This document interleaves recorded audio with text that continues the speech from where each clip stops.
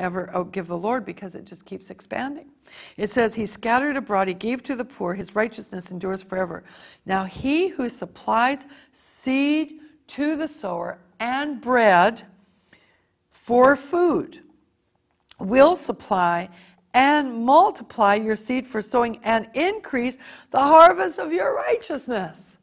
So he's going to supply seed for you to sow and bread for you to eat. See, if you had 3 bean seeds and you grew a whole gallon of beans, some of that should be used for sowing and some of that for eating. Why? Because let's say you ate one of your plants. You ate, all the fruit that came off one plant, but you collected the seed off the other 2 and sowed them. You can't eat that right away, but down the road you're going to have more than enough to eat because all that seed is going to produce so much food for you. So you always want to continue taking the seed that God supplies to sow and eat the bread that he supplies to eat. There's both. He'll supply both, bread to eat, seed to sow. You want to eat, but you want to sow too. Sometimes I would rather eat very little and sow lots. My husband and I, in the area of finance, will oftentimes determined to go on like a fasted lifestyle for a month or so to trim back on everything so that we can sow bigger amounts of seed. I've done that in our ministry too. I think we're going to pull back on everything because this month we're going to empty our accounts out. We're going to sow largely this month. So we're going to pull back on what we have for ourselves so that we can sow. But down the road, we get way more to eat for ourselves. Does that make sense? So sometimes you just go into that kind of like fasting. It's like a determining to have less for yourself so that you can give more into the kingdom so that down the road you have more for self even. Glory to God. And it says that when he multiplies that it'll increase the harvest of your righteousness. And he talks about sowing and reaping as an act of righteousness, and you get a harvest in it.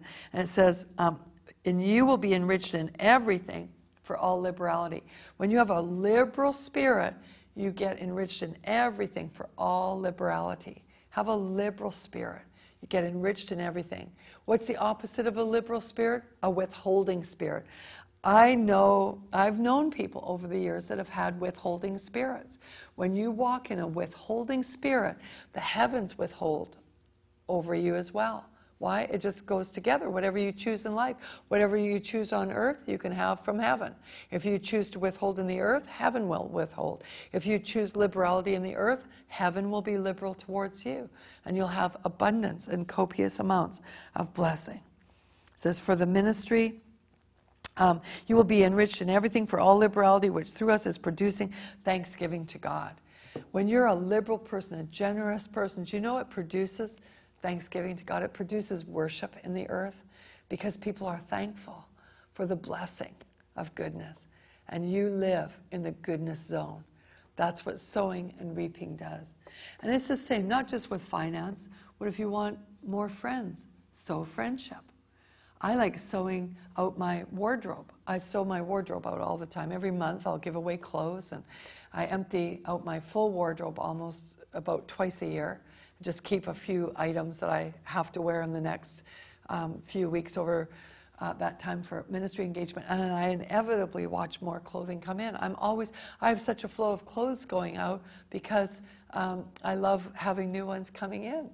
And same with food. I love taking people out to restaurants and treating them for meals or giving food away to the poor, giving money to the poor, helping single parents and things like that. Because the more I sow, the more blessed I get back so I can bless more people. And it just keeps growing over the years because you can't ever outgive the Lord. And so you can give many things. If you give your time, sow your time into a project for the Lord. Give your time unto Him, and He'll bless you back with more time. I found out years ago when I was trying to help my pastor with a project that he needed done. I said, oh, I'll take that and I'll get a bunch of volunteers to help. And I went and took the church list, and I phoned all the people who weren't busy doing anything. They weren't working outside the home. They didn't have children or whatever.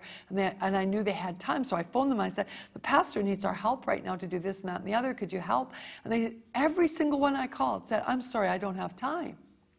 So I was forced to phone the people that I knew were already busy. They were already involved in serving in the church and working outside the home, and they had children to raise.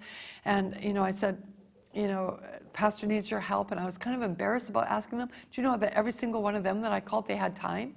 And I asked the Lord, I said, this doesn't make sense. All the people that don't do anything, they didn't have time. And the ones that were already busy doing everything, they had more, they had time to serve. What was the deal? He said, because when you sow time, you get more time. You always get more than what you sow.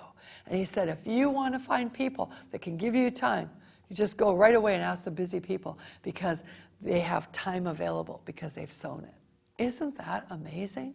If you sow kindness in your life, guess what you get back?